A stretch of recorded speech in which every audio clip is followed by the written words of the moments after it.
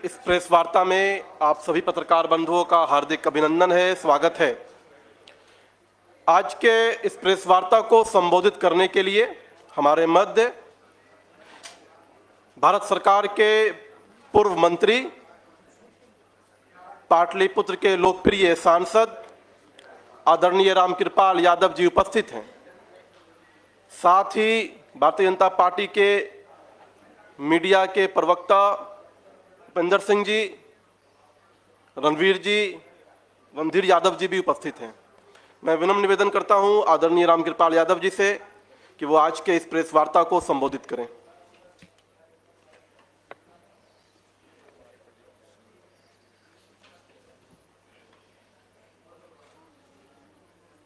सभी लोगों को मेरा नमस्कार और आप सब लोगों का स्वागत भी है। खासतौर पर आज भारतीय जनता पार्टी के तरफ से आपने देखा होगा कि विगत दिनों में कांग्रेस पार्टी ने अपने मैनिफेस्टो जारी की है और इन्हीं मैनिफेस्टो में जो बातों को रखा है उसके कुछ पॉइंट्स पर आज हम अपनी प्रतिक्रिया व्यक्त कर रहे हैं। कांग्रेस पार्टी पुरानी पार्टी है। कमोबेश देश में 60 वर्षों तक राज्य और केंद्र में लगातार राज किया है और देश की जो आज की स्थिति है और आज के पहले के 60 वर्ष के शासन के बाद भी देश की जो हालात है आपके समक्ष है, देश के समक्ष है, देश की जनता के समक्ष है। किस तरह की कठिनाइयों से देश गुजरता रहा है। देश की बदहाली, फटहाली, भ्रष्टाचार, लूट और कई तरह के चुनौतियों का सामना देश के 140 करोड़ लोगों को करना पड़ता रहा है। मगर देश की महान जनता ने पिछले 10 वर्ष पहले भारतीय जनता पार्टी, एनडीए और ख़ास तौर पर इस देश के नेतृत्वकर्ता सम्मानीय यशस्वी प्रधानमंत्री मोदी जी पर विश्वास व्यक्त किया और बहुत देश को ये एहसास होगा 60 वर्षों की जो परेशानी थी, जो दिक्कत था, जो लूट था, खसोट था, आतंक का वातावरण था, नक्सल प्रभावित था, देश लगता नहीं था शायद बच पाएगा। उग्रवाद से लेकर के नक्सलवाद तक हावी था। गरीबी फटहाली से गुजर रहा था देश की जनता। बहुत ही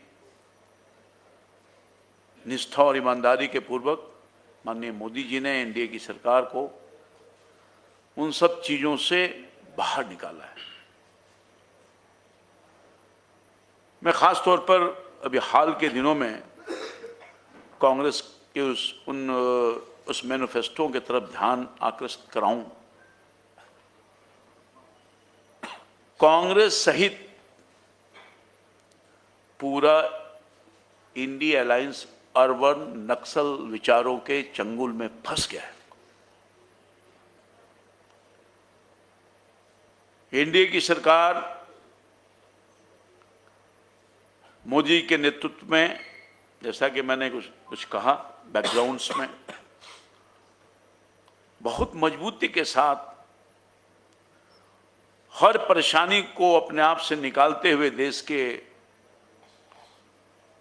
चाहे किसी पक्ष को आप विचार करिएगा देखने को मिलेगा चाहे प्रधानमंत्री गरीब कल्याण योजना के माध्यम से गरीबों के आंख के आंसू को पोंछने का काम, उनके जीवन को, लाइफस्टाइल को ऊंचा करने का काम, देश की जो अर्थव्यवस्था है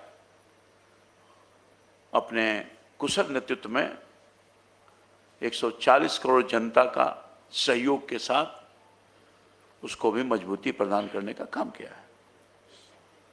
और आप देख रहे होंगे 10 साल पहले जिसका मैंने वर्णन किया, देश जो रसातल में चल गया था उससे मुक्ति दिलाने का काम किया है और हर तरफ विकास की धारा तो गई है, गरीबों के जीवन को सहज किया है, रोजी रोटी की समस्या को दूर किया है।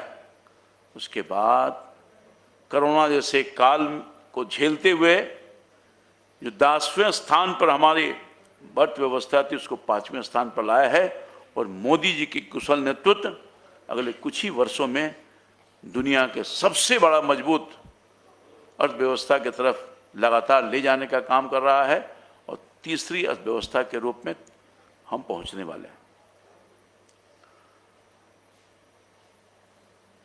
वहीं कांग्रेस पार्टी का मैनिफेस्टो को आप देखिए,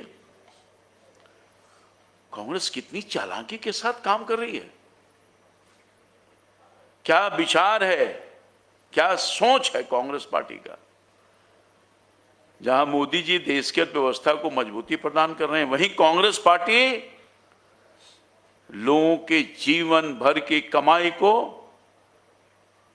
एक्सरे कर उसे लूटने का भी प्लानिंग कर रही है। मैं बहुत उन चीजों को रखने का काम कर रहा हूं, देश की जनता को, आम जनता को किस तरह से कांग्रेस पार्टी प्लान कर रही है। कांग्रेस कह रही है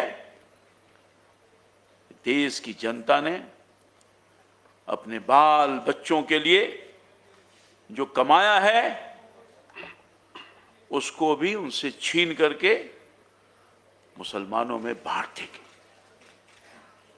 ये हम लोग नहीं कह रहे हैं, हम तो सबका साथ सबका विकास, हमारी नीति, हमारी पॉलिसी हर जाति हर धर्म के लोगों के लिए ईमानदारी और निष्ठापूर्वक हम लोगों की गरीबी को निकालने के, गरीबी से बाहर निकालने के लिए हर काम कर रहे हैं। मेरी कांग्रेस पार्टी कर रही है क्या आप अपने बाल बच्चा के लिए कमाइए, हम उसको सिर्फ मुसलमानों में बांट देंगे। अरे हमारी पार्टी तो गरीबों के काम कर रही है, हमारी नीति तो गरीबों के लिए है। देश का एकमात्र ही व्यक्ति है, जाति है, धर्म है, मैं मानता हूं वो है गरीब। और हमारे प्रधानमंत्री जी ने गरीब को आगे रख करके योजना बनाया, बहुत बारीकी से आप देखिए। यही याद करिए, क्योंकि पूर्व प्रधानमंत्री मनमोहन सिंह ने कहा था कि देश के संसाधनों पर पहला हक मुसलमानों का होगा। आप गौर फरमाइए, उनके एजेंडे से पता चलता है, उनके मैनिफेस्टो से पता चलता है कि उसको जमीन पर उतारने की कोशिश कर रहे हैं। जिस तरह से याद होगा, बहुत दुनिया को याद है, मैं तो उस समय पार्लियामेंट का सदस्य भी था, बहुत बारीकी से उन चीजों को देखा हूं करीब से। राहुल गांधी ने, माननीय प्रधानमंत्री जी ने, मनमोहन सिंह ने एक ऑर्डिनेंस लाया था कुछ लोगों को राहत देने के लिए, और कैबिनेट का निर्णय का विरोध किया, राहुल गांधी ने ऑर्डिनेंस को फाड़ दिया। उसी तरह से मनमोहन सिंह के उस बयान को जो उन्होंने कहा है, सच्चाई है, दुनिया के सामने आया है। क्या कांग्रेस, राजद में अगर हिम्मत है तो पूर्व प्रधानमंत्री मनमोहन सिंह को जो बयान आया है उसको गलत बोलने का काम करे? हिम्मत तो आए सामने, फाड़ दिया था ना ऑर्डिनेंस की, काम किया है गलत। मनमोहन सिंह के इस बयान का मैं उद्धृत कर रहा हूं, उसको बोले, है हिम्मत तो आए सामने। हमारे प्रधानमंत्री जी ने, जैसा कि मैंने आपको कहा, कांग्रेस पार्टी बोलती है कि मुसलमान को हम सब कुछ छीन कर दे देंगे, और हमारे प्रधानमंत्री ने कहा कि हम देश के संसाधनों पर पहला हक अगर किसी का है तो गरीबों का है। चाहे वो किसी जाति धर्म वर्ग का हो, वो गरीब, हम उसकी चिंता कर रहे हैं, उसकी नीति पॉलिसी बना रहे हैं, उसको आगे ले जाना चाहते हैं। ये फर्क है कांग्रेस पार्टी और एनडीए और भारतीय जनता पार्टी मोदी जी की सोच में फर्क है। आपने देखा नहीं, हम जो कहते हैं सो करते हैं। हमारे प्रधानमंत्री ने कहा गरीबों का हक है, और मैं दिखाना चाहता हूं अपने, क्या मुफ्त में भोजन मिल रहा है? क्या उन सभी जाति सभी धर्म वर्ग के लोगों को नहीं मिल रहा है? क्या मुसलमान भाइयों को नहीं मिल रहा है? मुफ्त में आवास की व्यवस्था की जा रही है, प्रधानमंत्री आवास योजना का, क्या उसमें मुसलमान भाइयों को नहीं मिल रहा है? आप देखिए, गौर फरमाइए, आयुष्मान कार्ड जहां मुफ्त में इलाज की सुविधा मिल रही है, क्या मुसलमान भाइयों को नहीं मिल रहा है? कोई ऐसा चीज नहीं है जिसमें हम किसी जाति और धर्म के विरोध में हम काम करने का काम, हमारी सोच है, हमारी सरकार का, हमारी मोदी जी का सोच है। हम अगर पानी दे रहे हैं तो सबके लिए, बिजली दे रहे हैं तो सबके लिए, सड़क दे रहे हैं तो सबके लिए, रेल दे रहे हैं तो सबके लिए, अनाज दे रहे हैं तो सबके लिए, गैस के कनेक्शन दे रहे हैं तो सबके लिए। और सचमुच में इस पिछले 10 सालों में उन तमाम गरीबों की गरीबी से बाहर निकालने में बहुत भूमिका अदा किया, अहम भूमिका। और यही कारण है कि पिछले 10 साल में 22 करोड़ लोगों को गरीबी से बाहर निकालने का काम किया। हमारा कमिटमेंट है, हम इसको जारी रखेंगे। हमारी जो गठबंधन की सरकार है,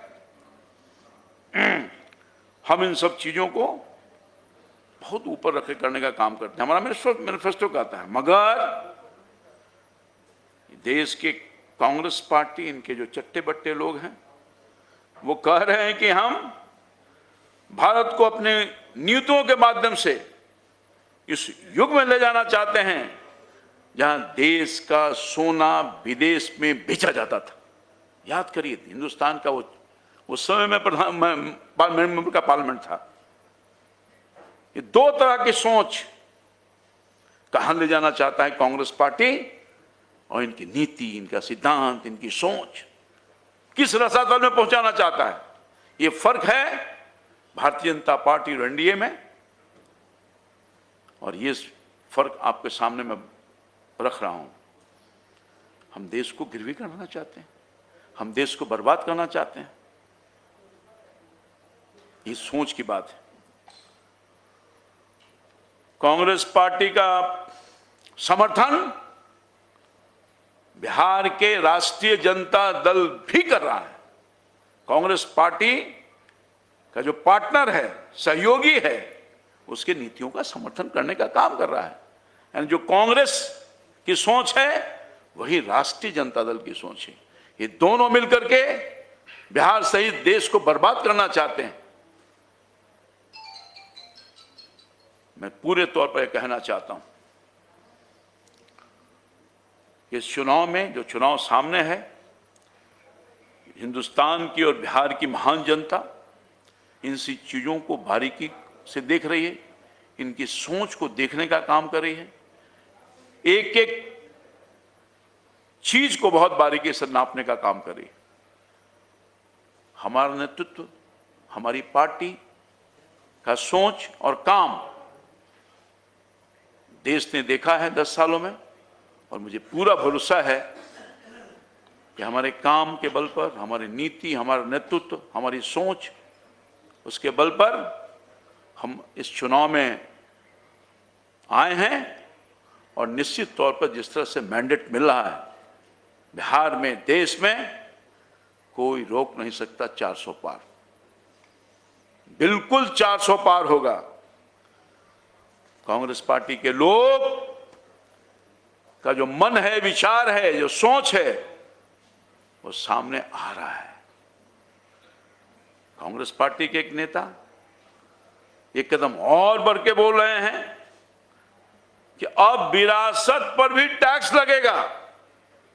ये हालात है, यानी आपकी कमाई, आप जो कमाया खून पसीना लगा करके, वो आपके बाल बच्चों को नहीं मिलेगा, वो तो दिख रहा है। उसकी आधी कमाई गवर्नमेंट के खजाने में जाएगा। इसलिए बिल्कुल स्पष्ट है, कांग्रेस पार्टी न देश को आज तक कुछ दिया है, न देश को आगे कुछ देने वाली है। इनकी सोच, इनका विचार, इनका नेतृत्व, इनकी नीति, जिसने देश को बर्बाद करने का काम किया है, और हमारी पार्टी, हमारा नेतृत्व, मोदी जी का नेतृत्व देश को बर्बादी से निकालने का काम किया है। अब देश की जनता पुनः इन्हें कभी मौका नहीं देगी ताकि देश फिर उसी रसातल में चल जाए, उसे जहां देश को गिरवी रखने का काम किया था। आप सब लोगों को मैं पुनः धन्यवाद देते हुए अपनी बात समाप्त करता हूं।